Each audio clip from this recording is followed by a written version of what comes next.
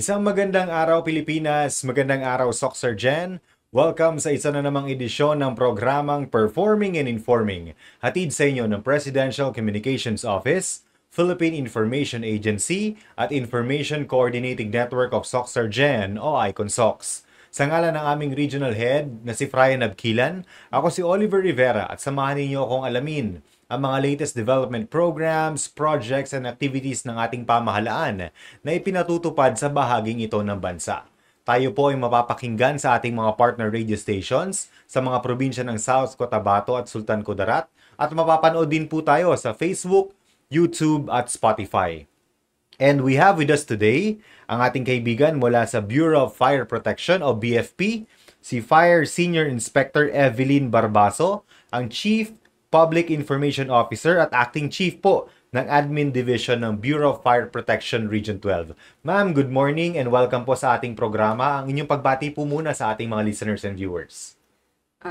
First to the Regional Director of the PIA 12, Sir Frian Abquilan, to our Regional Director sa BFP Region 12, Fire Chief Superintendent Alvan D. Valdez, uban ang Assistant Regional Director for Administration, Fire Senior Superintendent Nailin A. Bilonyo, Fire Senior Superintendent Roy Kisto, ang among Assistant Regional Director for Operations, tanan nga tigpaminaw, listeners, viewers of this performing and informing program of the Public Information Agency.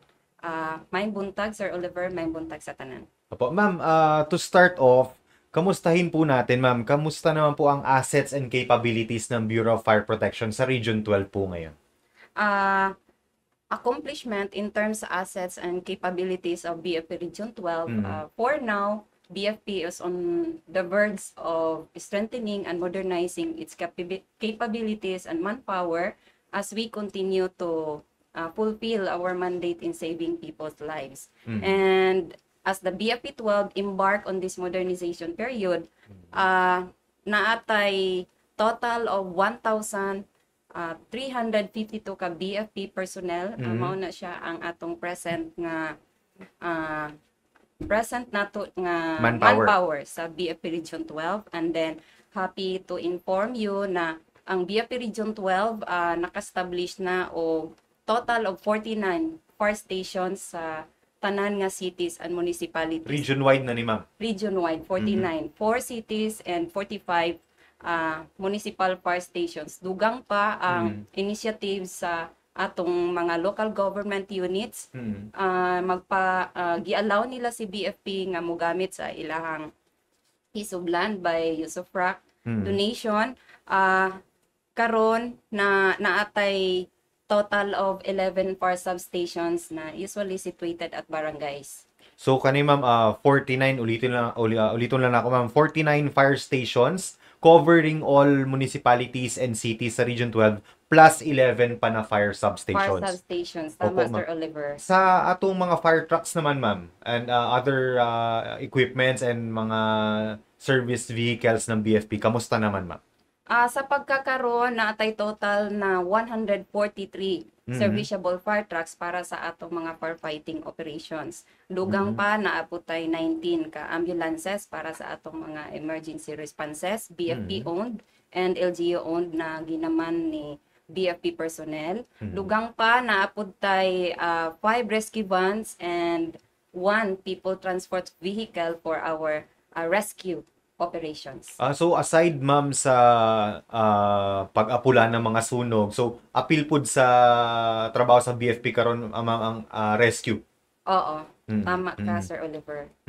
And then meron tayong collaboration ma'am with other stakeholders. Ilan po yung operational water sources nato or kanang mga fire hydrants na ginaingon na? So isa po sa major accomplishment ni BFP 12 ang successful collaboration with other stakeholders sa pagkakaroon na atay na-establish or identified na total of 490 ka fire hydrants, of which 445 ana na ay kanang mga water district sources, and then 28 ana overhead tank, and then wala nagpunong ang ato ang mga partners sa pag initiate og mga basta lang natay kakuhaan og tubig during sa mga firefighting operations nato, no? Sunog. So naapod tay mga total of 27 kabuok nga mga improvised fire hydrants like mga water reservoir. Ang uban manggod gatingala ma'am asa gakuha og tubig si BFP. So mao din natay 490 operational water sources or yung Tama. fire hydrants. So ma'am naatay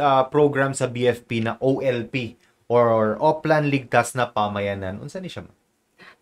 Ang Uplan Ligtas na Pamayanan, isa na siya ka program memorandum circular gikan sa DILG nga regarding sa implementation of Uplan Ligtas na Pamayanan sa tanan barangays nationwide. Okay. So diri naa sila yung mga organization sa ilahang mga CFAG o Community Fire Auxiliary Group, and out of 195 ka barangays dinhi sa Region 12, aduna na kita na 1,100 organized na 157 ka CFAG sa mga barangays. Kani sila mga volunteer firefighters mo nagana ilang role. Sa barangay base ni sila. Sila to bali ang ato ang mga force multiplier sa BFP. Okay. So sila mo tabang sa BFP in case na ay mga fire incidents, mahimong marshal sa ilang or silang first responders ang sila ang first responder force multiplier while gapaadto pa lang sa area nga nasunugan si ang BFP. Opo ma'am. Karong March ma'am gina-observe nato ang Fire Prevention Month. To give our viewers an overview, paunsa ni siya nagsugod ma'am? Na anong March man ang Fire Prevention Month? Si Bureau of Fire Protection nag-observe of Fire Prevention Month every month of March annually based sa Presidential Proclamation 115A nga gipirmahan kaniadto sa atong Biden President Ferdinand Marcos, dugang pa ang Proclamation 360 nga ang Burn Prevention Month sa March gud siya nga signed by then President Corazon Aquino. Unsa ang basis nila ani ma'am nganong March man na ang Fire Prevention Month gina-observe? Ang kani nga mga proclamations nga ako ang gi-mention dili gid siya directly nga nag-ingon nga mag-conduct mga fire prevention activities si BFP, but being the government national government agency mandated to prevent and suppress destructive fires based sa atong RA 6975, bagay lang pod na siya ang mag-standardize sa mga activities for the whole month of March. March tungod kay based sa atong pag-asa siya ang pinakainit nga bulan, then start na pud sa summer season, no. And then based sa ato ang data siya ang naay pinakataas nga insidente sa sunog. Dala na pud sa kainit sa panahon. Lagi makita nato ma'am karon sa Facebook puros mga meme katong mga round ball, mga roundabouts ginabutangan ng mga electric fan sa sobra kainit ma'am. Opo. Naatay fire prevention activities na ginahimo ma'am. So si BFP ang naggalid ani. Si BFP ang nagalid ani kay siya ang national government agency nga gimandato to prevent and suppress destructive fires. Ma'am, this 2024 unsa ang tumong or goal sa BFP sa pag-lead sa Fire Prevention Month? Ang pinakatumong gid nato ani is to make everyone a fire safety conscious para by 2034 mahimo na kita nga safety conscious nation. And then isa pa ani is at least ma-reduce na to ang occurrence of fire by 8%, during lang sa March annually. And then i-integrate na to ang mga community-centered na activities, fire safety activities. And then continue lang ang atong partnership with the local government unit, private and government organizations, people's organizations in adherence to mga fire-related laws. Annual ma'am natay theme na ginasunod for this year unsa atong theme? Ang team nato karon nga year ginagamit na nato ni siya for 3 years in a row. Okay, 3 years na ni. So dili lang siya tema, no, nahimo na siyang slogan or manta ni BFP sa pag-iwas sa sunog hindi ka nag-iisa. So with this, ang BFP gi-strengthen niya ang iyahang operational readiness and ang heightened alert status, meaning to say tanan nga BFP personnel during March placed under heightened alert status or code red para to immediately respond kung ano on na call mga perme. sunog. O on call perme. Ma'am, unsa atong activities na naka-line up this March, ma'am? with me is the set of community-centered activities to be observed for Sige, the ma'am. whole month of March 2024. February pa lang na-conduct na si BFP og mga promotional awareness, no, like Oo, posting makita sa na nato mga ni. fire prevention campaign sa mga Facebook Mm. pages sa atong mga Mga fire stations. safety tips. Oo, Ana. ag mga posting o fire safety advocacy tarpaulin sa mga conspicuous places. And then March 1 to 5, adunay gi-conduct nga kick-off activities. During sa kick-off activities na ay mga motorcade. Lagi na yung mga siren na start pa lang sa adlaw na yung galibot ng mga fire trucks, nagkaroon mga parade, motorcade, Tama ka, sir. Gina-showcase nila ang mga firefighting units sa BFP o sa mga volunteer fire brigades nato. And then, ang mga emergency vehicles gina-showcase pod og other related assets and capabilities, no. And then naapo tay blowing of horn during sa 12 noon nga March 1 to signal the commencement of the fire prevention month. And ang uban nato nga mga units nagkandak pod og kanang mga kick-off ceremony, nag-participate ang ilang mga volunteer fire brigades, mga kaubanan nato sa uban nga sector, people from all walks of life ang nag-participate niini. Ma'am, dito ta sa ma'am, activities nato March 11 to 22. Natay public fire education. This is very important, ma'am. Ano po yung activities natin hinanda para sa mga schools po?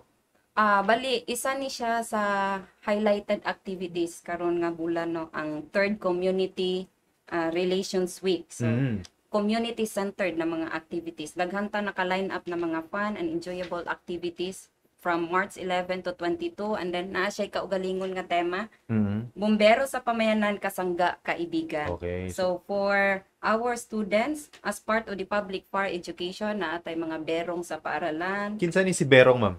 Berong ang mascot, official mascot. Official mascot sa BFP. So, dalo nato ni siya sa mga schools. Dado nato siya sa mga schools, and then open house sa atong mga fire stations. Nationwide simultaneous fire drill and simulation in partnership sa SM Supermalls. And then sa ato nga case, si Jensen ato kay naa may SM si Jensen. Radio, TV guesting, press thank you kaayo. And then naapod tayo mga exhibits sa mall area. Then timing pod kay karon March 12, in connection na pod sa Women's Month celebration, si BFP Regional Headquarters o si Tacurong City Fire Station, in partnership with the Sultan Kudarat Provincial Mobile Hospital, ongoing ang conduct sa ato ang medical and dental mission. Libreng tuli sa to more or less mga 200 beneficiaries. Oo. Residents of Tacurong City. Residents of Tacurong City dito sa ilahang gymnasium, no. And then another exciting activity, magsugod ugma paingon 2-day activity ni siya March 13, 14, ang Fire Square Roadshow nato, no, and fire safety awareness and advocacy contest like photography, spoken word poetry, o drawing contest para sa mga primary schoolers, o naapod tay poster making contest para sa mga high school nga estudyante. And then fire stations region-wide, ongoing sila sa ilang mga distribution of fire safety leaflets sa mga matao nga lugar, no. And then barangay fire drills, simulation, naapod tay pa-concert ato ang BFP 12 Soul Fire Band, outreach, feeding program, libreng gupit, gani karong March 19 natay libreng gupit sa mga kawani ng gobyerno dinhi sa Asa ni ma'am? regional office. Sa Carpenter Hill, sa Regional Center. Oo. And then in connection pod sa ato ang Earth Day, magkandak po si BFP og mga tree planting o clean up drive. And then dugang pa karong umaabot nga 19 to 21, BFP National Headquarters will be hosting 8th National Fire Olympics, wherein si Barangay Kulonggulo, Sipag ug Surala will compete for the barangay category. National ni siya, ma'am. National level. And then si Dole Pulomolok will compete for the industrial category. And then ato ang BFP Soul Fire Band mag-compete po siya para sa BFP Band Music Laban or BBM. So, Previous years, ma'am, nadaog ang Soul Fire Band, di ba? National. Oo, so awardee na ta national.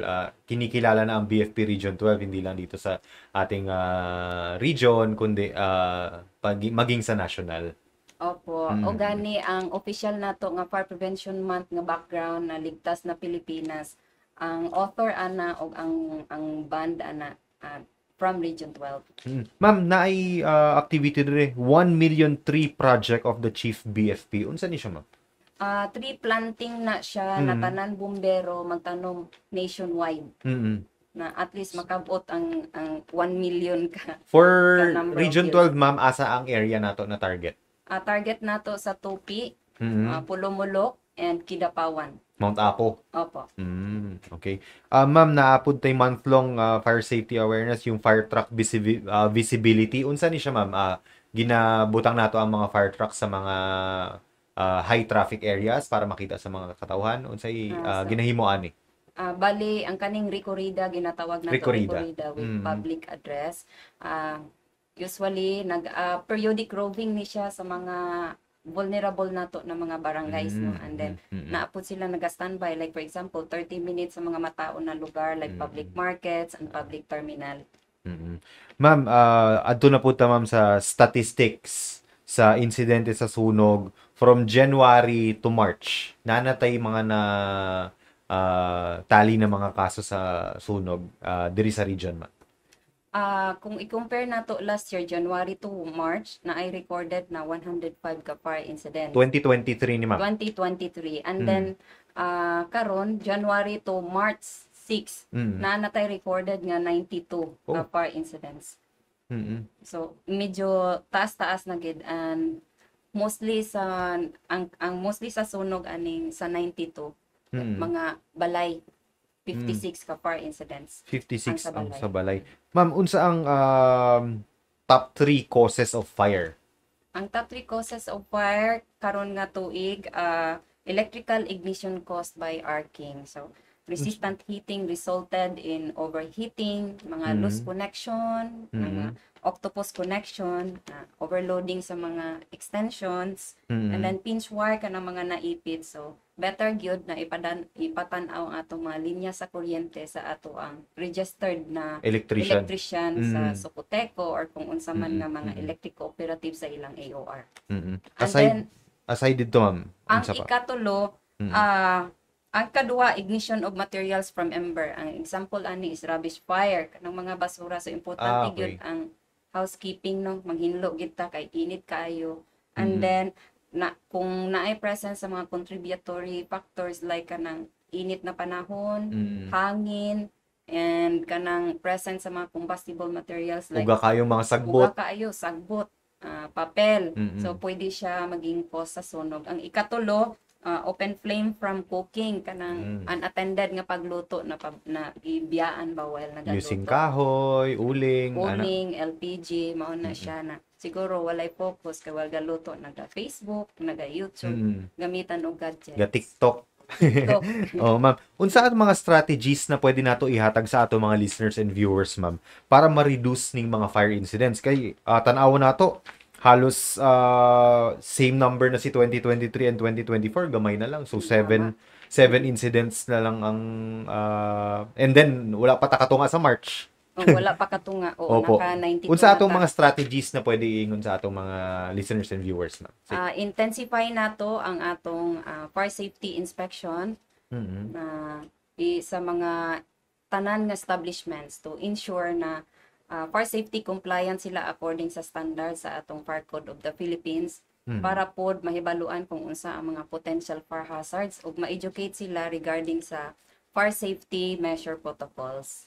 And then padayon ang pagmugna o kanang community fire protection planning wherein si BFP naga-assist sa mga barangay sa ilang hazard mapping, sa ilang identification sa ilang evacuation area o kanang kung asa ang ilang mga source sa ilahang water. Then house to house survey nga ginahimo sa BFP personnel, ang tawag sa ilaha is bombero sa pamayanan.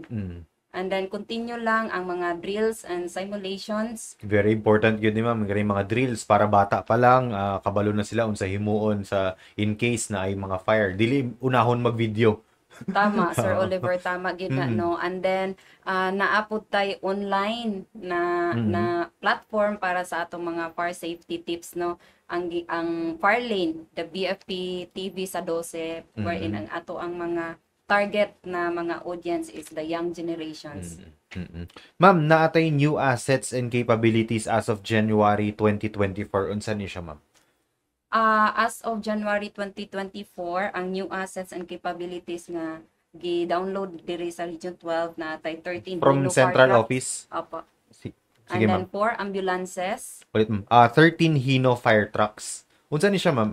Tong dagko kayo na fire trucks. Muna brand new na mga fire trucks, ma'am. Mga brand new na siya ng mga fire trucks. And then Mm. upat ka ambulances. Mm. Ongoing pod ang construction sa atong mga fire stations with typical na siya nga design sa mga fire station. Mm. Sarangani Provincial Headquarters sa Alabel. Mm. Kidapawan City, Makilala, Kalamansig, o doon na po tayo bago nga fire station sa Palimbang, Sultan Kudarat. Mm. O naka-activate po ta o fire substation Substation. sa Libertad, South Cotabato. Mm. Kani siya, ma'am, gina-request ni siya sa central office for funding, and then once approved, gina-implement na ni siya diretso diri sa atua sa region, ma'am, right? Ano tama? Mm. Plans and programs naman po ang BFP in terms of your personnel, ma'am. Unsaon nato sila improve ang ilang skills? As part sa BFP Modernization Plan, continue lang ang capability building sa atong mga BFP personnel. Naanay mga naka-line up na mandatory training si BFP according sa present rank sa ato ang mga kabomberohan. Mm. And then, government efforts to procure more fire trucks. Mm. Mm. And then, while Modernization. naga-modernization na, so meaning to say, additional fire truck, additional Manpower. additional manpower. Mm. Ma'am, fire safety tips na lang para sa ato ang mga naa sa mga balay, unsaon na nila pag-iwas og sunog, ma'am. So, be fire safety conscious, no. I-value gid nato ang ato ang life ug ang ato ang mga property. Simple lang na mga fire safety tips like bantayan ang ginaluto. Mm. And then dili biyaan kung magamit pod og mga kandila kay hapit na ang mahal na adlaw, no, ibutang sa sakto nga butanganan, and then i-place siya nga layo sa mga cortina o sa mga papel, no, and then kung naay panigarilyo sa inyo kang panimalay, isituit gid nga sa palungon ang upos bago ilabay sa sakto nga place, no. And then likayan nato mag-overcharge og mga gadgets. Yeah. Kanang matulog naka-charge, ma'am. So ayha matulog, pulason tanan appliances, gadgets, kung human og gamit. And then isa sa requirements sa Fire Code of the Philippines or RA 9514 nga ang matag balay naa siya kanang fire extinguisher. Mm. Magbutang og fire extinguisher kay makatabang gini siya sa pagkontrol or pagpalong sa mga gagmay nga mga kalayo, no. And then isa pod magbutang og maski mga battery operated na mga Lights. smoke detector Smoke sa ato detectors. ang mga kwarto para ma-alarm ang tanang miyembro sa pamilya nga nay ongoing nga sunog. Dira pod mo sulod ang atong isa sa kampanya nga si Edith. So dapat i-adapt nato sa matag usa sa atong panimalay si Edith. Kinsa ni si Edith, ma'am? Stands for exit drill in the home, para mabalaan sa tibuok pamilya kung asa mo gawa sa panahon sa sunog, no. And then kani ma'am, report immediately before going live to Facebook. Tama. Kanang makita nato ang uban naga-video na dayon wala pa nagtawag, sumalate si BFP og adto sa kanang area sa nasunugan. So contact nearest fire station immediately. Just dial the general number kung wala ka kabalo sa mga local hotlines, 911. And then ang mga hotline numbers nato posted na siya sa Bureau of Fire Protection Socsargen na Facebook page nato. Ma'am, additional lang diri sa recruitment, ma'am, annual ang recruitment, year-round ba or naalantay specific dates or months na mo na i-start sa recruitment? Ginasituate ni BFP na annual siya, no. And then naapoy mga tuig na kaduha ang recruitment mahitabo. So depende sa availability sa kanang So sa mga mga vacancies. interested mga apply sa BFP ma'am, unsa ang basic requirements nato? Basic requirements, although posted na pud ni siya sa ato Mhm. ang Facebook pages, no, Mm. region-wide, pinaka basic ang imuhang mga school credentials, imo ang authenticated siya, imuhang TOR, diploma, Mm. apil na diha ang imuhang second level eligibility, and then height sa lalaki, at least 5'2", sa babae 5. 5. And then naa na tay ginasunod karon na BMI, Mm. na situit na met Physically fit. Yun. physically fit good, no, and then mga secondary na mga requirements like kanang ato ang mga birth certificate, na mga pag-ibig, TIN, PhilHealth, ID card, mga kanang identification card, and then mga clearances. Clearances, NBI, police Eligibility clearance. ma'am. Second level eligibility sa CSC or sa PRC. Ma'am, i-clarify lang nako ma'am. Kaning naatay ambulances pero dili tanan na BFP fire stations with ambulances, right? Dili. So unsa na siya ma'am? May, kasi napansin ko major cities ang BFP kasama sila sa rescue. Sabi may mga disgrasya si BFP na uuna, pero in municipalities hindi sila kasama sa mga ganun. So depende pa rin sa LGU ma'am. Naga-apula gid man si BFP nato, no, maski wala siya ambulance, nagki-partner siya with the MDREAM. Usually ang Yes. MDREAM na aman sila yung mga Ambulances. naga-uban sila sa rescue. So dili lang yun na pang fire lang na si BFP for rescue and safety na gyud sa tanan. Naa na gid siya present, na gid siya always. Okay. In partnership sa ato ang mga local government units pinaagi sa ilang mga MDREAM. Okay, ma'am, before we end, basi napakay mga announcements na gusto ihatag sa atong mga listeners and viewers.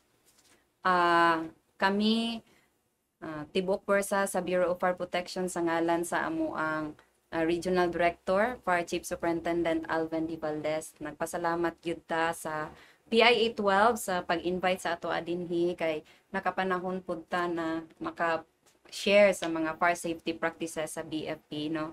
And then daghang salamat sa atong mga community nga kanunay nga nagasuporta sa og naga-participate sa mga activities ni BFP, no.